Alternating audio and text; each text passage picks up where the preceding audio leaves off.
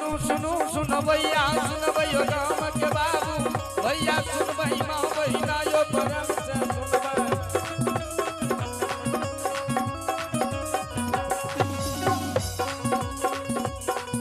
यो धर्म के लीला परम से सुनबे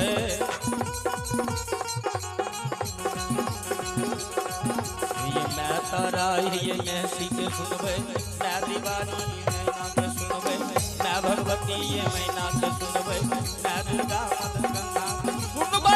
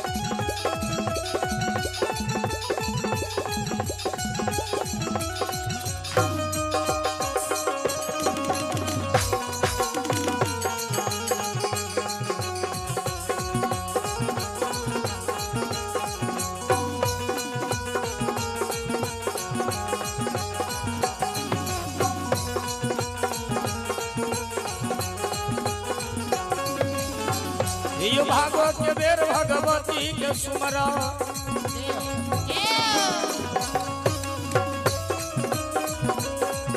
यो भागवत के बेर भगवती के सुमर यो रैनी के बेर मैया दुर्गा के सुमरो ज्ञान मैया गुरु बाबा के सुमरा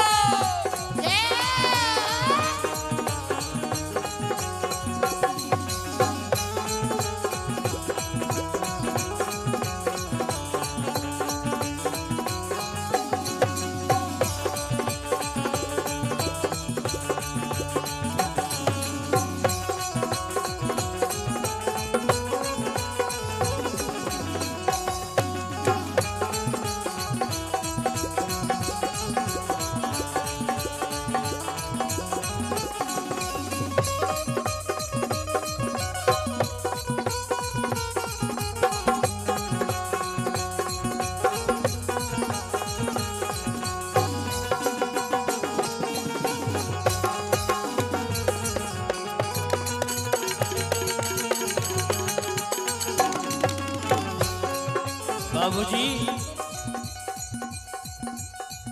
जब महाघन घोर कलिकाल युग में लीलाधारी भक्त बाबा में नी के पंजियार गुस्से जो बना दिल के बेनी बाबा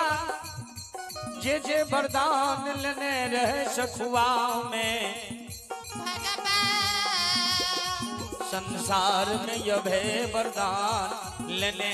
रहे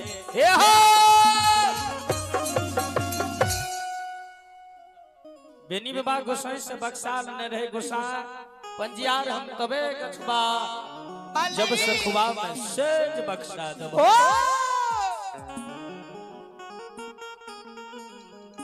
लीलाधारी धमराज कल के गोसाई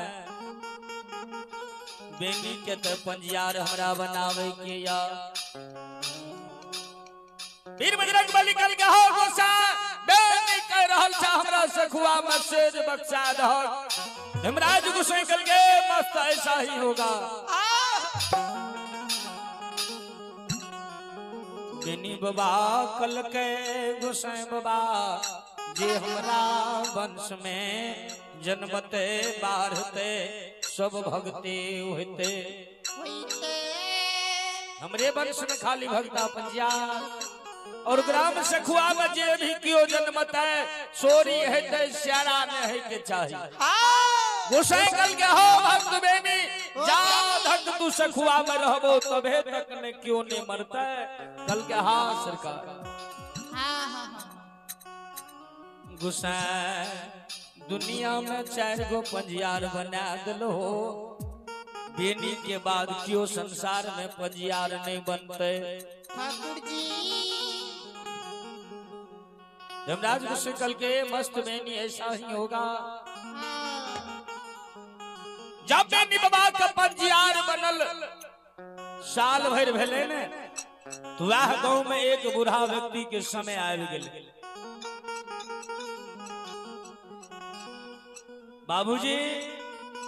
यमराज जे छे यमलोक से यमदूत के भेजल के जाओ ग्राम सखुआ नगरी एक बूढ़ा व्यक्ति का जीवात्मा लेकर चलाना है। हाय हो लीलाधारी ठाकुर जी। धर्मराज गोसाई के अभय वरदान सखुआ में रहे। यमराज यमदूत के जे भेजलक यमदूत सखुआ में नहीं प्रवेश क्या सके रहे। धर्म के धा चले रहे वो धा में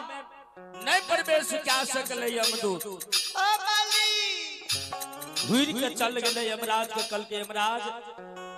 राजा साहब गलिए जीवात्मा का लाने के लिए, लेकिन ग्राम सखुआ नगरी चारों बगल धर्म के धा चले। यमराज कल के अगर मृत्युवन संसार में नहीं मरता है तो ये तो मृत्युवन संसार से मरे जिए वाला संसार कहो एहन हो सके छै। यमराज है देखल जाए आयो या पानी से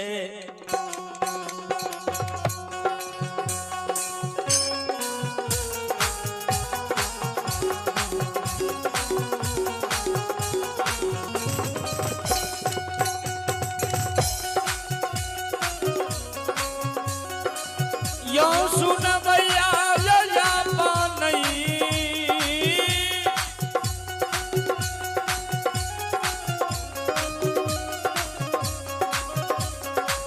यमराज हो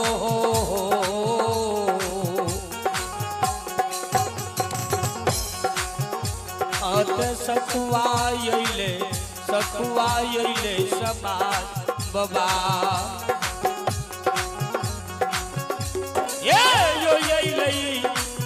नागर सखुआ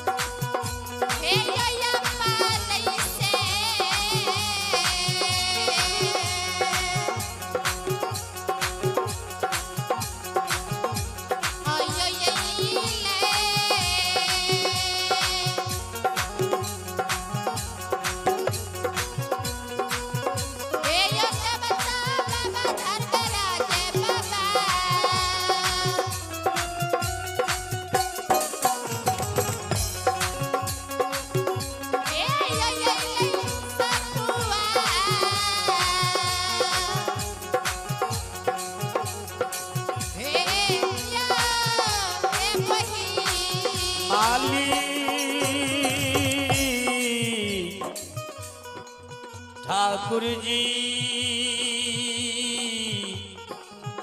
भगवान हो भगवान यज्ञ में बाबूजी हे श्रोता भगवान यमलोक से यमराज बेनी बाबा के ग्राम नगर बस्ती सखुआ छथि। जो सखुआ सीमान पर ये लई धर्म के धा चलई छई। जना बाबूजी रावण जे रहे मां सीता कहरे के लिए पंचवटी में लक्ष्मण रेखा ने पार क्या सके रहे। भगवान वही नहीं देखिए वो बुढ़ा व्यक्ति के जीवात्मा के हरे के लिए एक बेनी यादव के कारण यमराज न प्रवेश कर सके।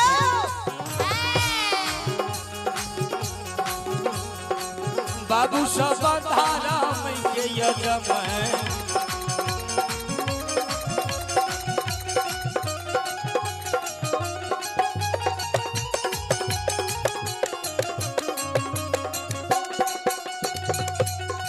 यो सुन मैया यो धारा मई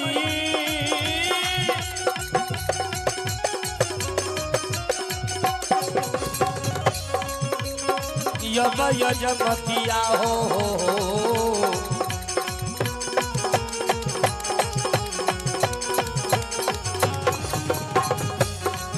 यो सखुआ में लागले सखुआ में लागले ठाकुर जी यो लाग चले यमराज के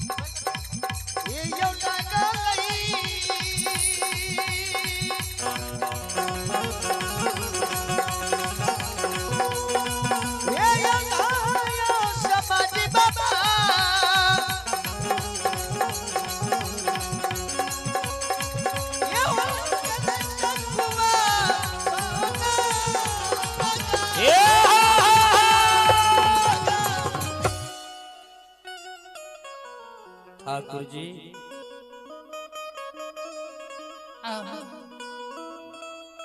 बगीबा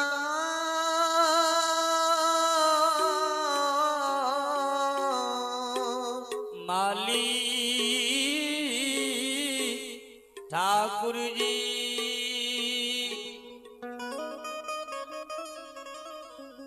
आइए हरि ठाकुर जी के दरबार में आप है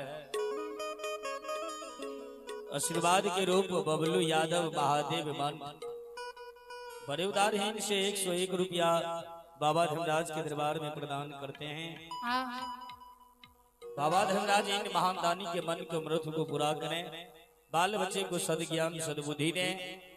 बाबा धर्मराज धन में वृद्धि दे, भोले भंडारी धन से भंडार को भरती रहे। जब यमराज वही सखुआ सिमान पर पहुँच गई पहुँचलैया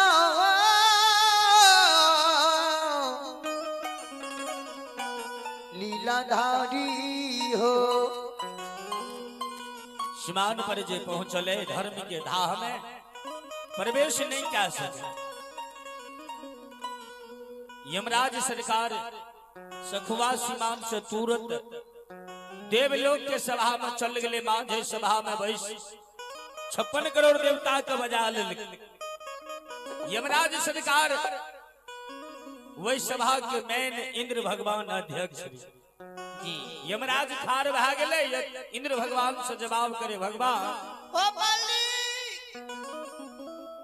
यही मृत्युवन संसार में के यहन दय बचियई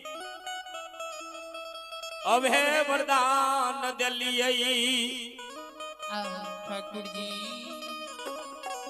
मृत्युवन संसार में ग्राम सखुआ नगरी छो में के यहन अभय वरदान दिलिये। बुढ़ा व्यक्ति के जीवात्मा नाने के लिए हमने जा सकली अग्नि के दाह हमारे। सब देव मुनि देवता बाबा कल के भगवान या भोले भंडारी भांग धतूर खाया भांग के नशा में केकरो वरदान दे दिल के। ओ बगीबा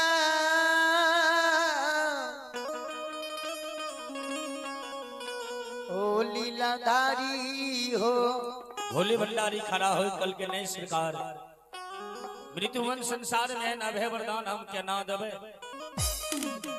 वह सभा में कालराज धर्मराज बैसल रे खार रहा हाँ माही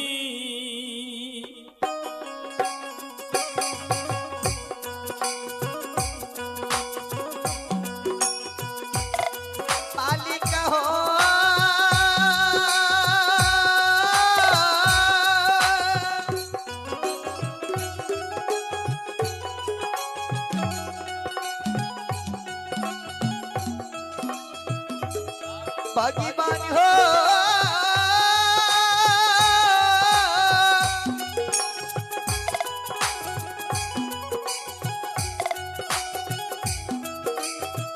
या बटीर मोहिया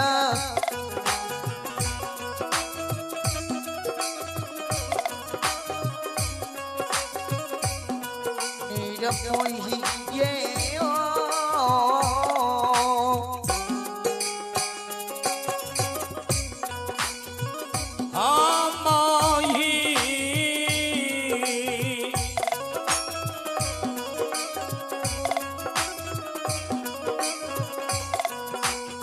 सखुआ में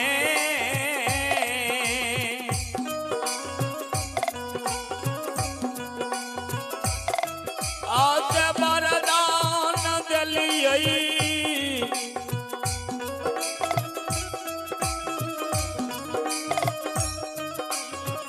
यमराज है हो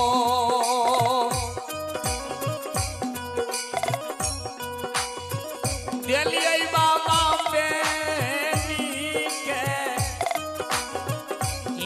हो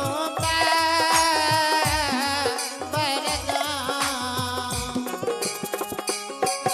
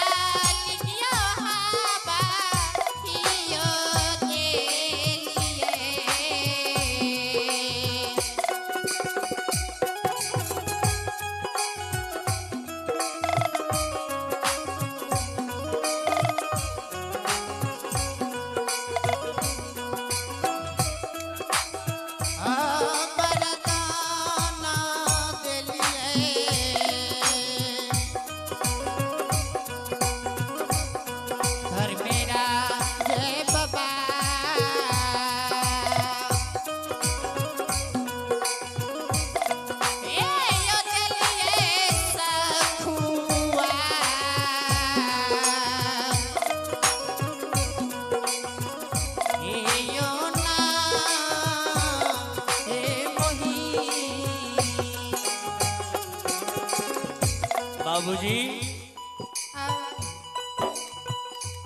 लीलाधारी धर्मराज गोसाई कल का हम ही बेनी के अभय वरदान से खुआ में दिलिए जाधक बेनी तू रहबो क्यों ने मन पे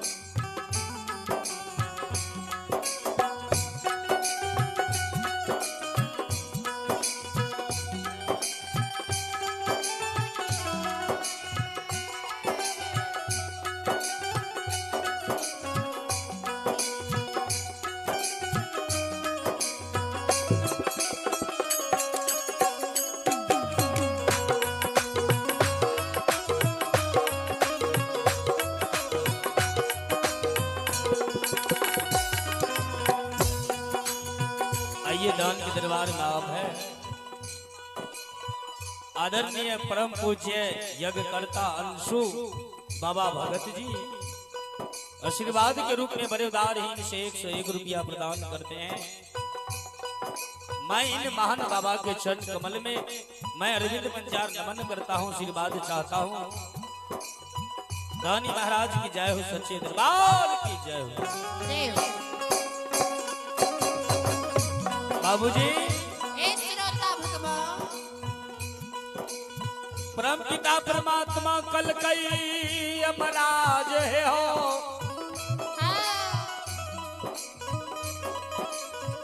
बेटी के पंजियार बनबई के कारण है नभे वरदान दिलिए। यमराज कल के आव के ना है कल के एक मुश्किल के 100 उपाय बेनी यादव राजा मोगल तुर्का के शासन काल में बसे छे। जाची आइए झूठे से जिहली बन के बाद जे छे बेनी यादव के नाम लागते। बाबू शाबा झूठे यो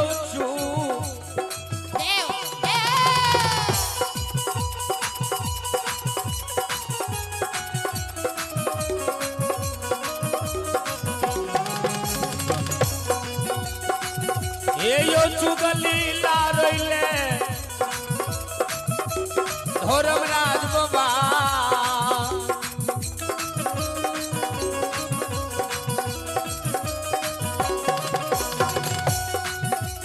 यो चललई साखुआ से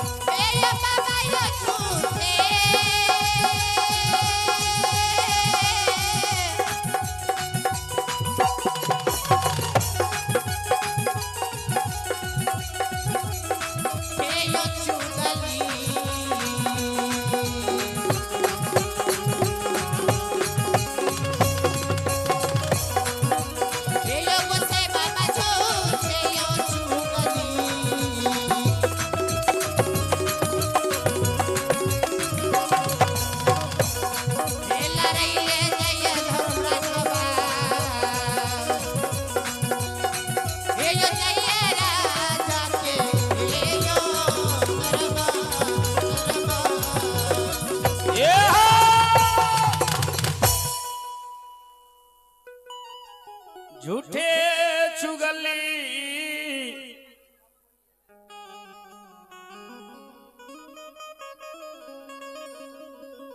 भगवान लारे के लिए राजपटना दरबार मोगल राजा के द्वार चलिए ले। जय हो जय हो।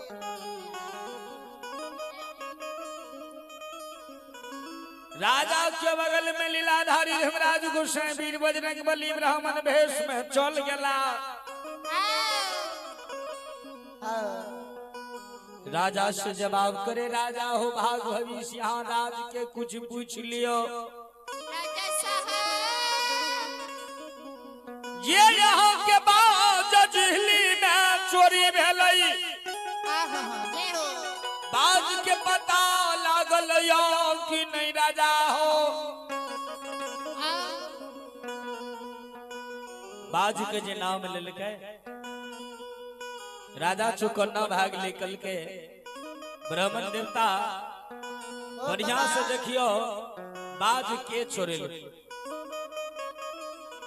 जे बाज के कारण हम एतेक जोगी महात्मा बाबाजी के घोर जेल घोर में बंद कैने छिए। भगवान कल के सब ब्राह्मण के पहले छोड़ दियो बाज के पता बता दे। लीलाधारी धर्मराज चुगली लाए रहले भगवान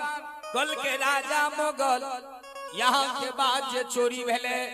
नए धर्म के पंजियार भक्त बेनी यादव यदुवंशी बनल छे। वह भक्त बेनी यहाँ के बाज चोरा के गहवर घोर में राखने जय हो प्रभु की माया कहीं धूप कहीं छाया प्रभु पिता परमात्मा चुगली लहर दल के बाज के जो नाम सुन ले तरबा के लहर मगज राजा के सुना गए जय हो आवाज लगवे लगले सेना सिपाही ओ सिपाही सेना सिपाही आवाज लगे लगे सब पहुंच गए राजा साहब को थीले बजलिए ये तेज आवेश में राजा हो राजा मुगल कल के मंत्री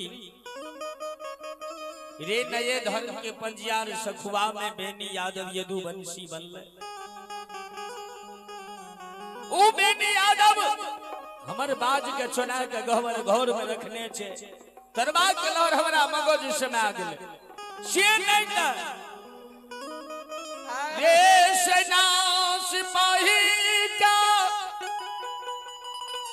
पूरे रात पटना में ढोला दही भगवान आय राजा जी जे के राज पटना से ग्राम सखुआ नगर बेनी यादव यदुवंशी के घर घेरते ओ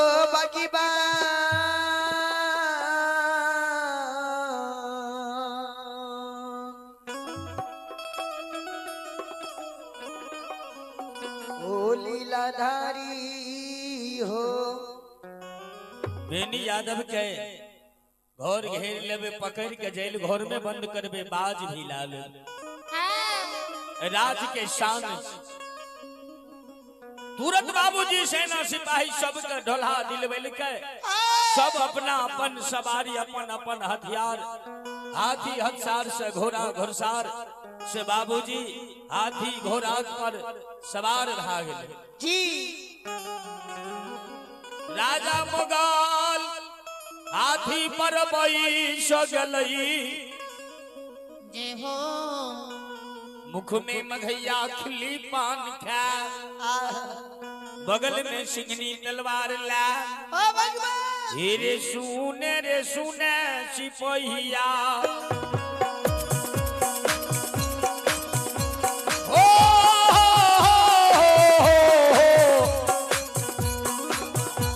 हे सीताराम सीताराम रे सुने सिपहिया दुलरुआर सुन ले बचाना सामुहे ओ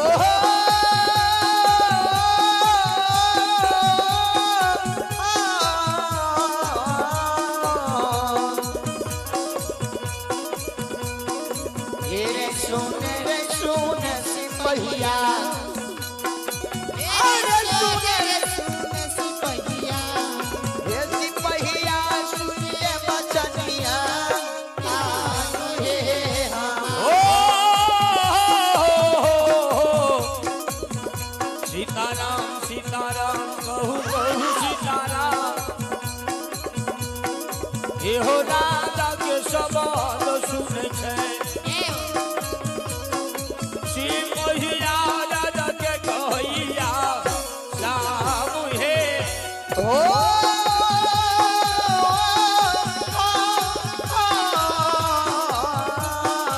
आर्य राजा के सवाल सुनइए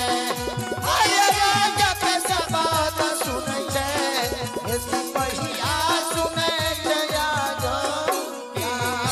ये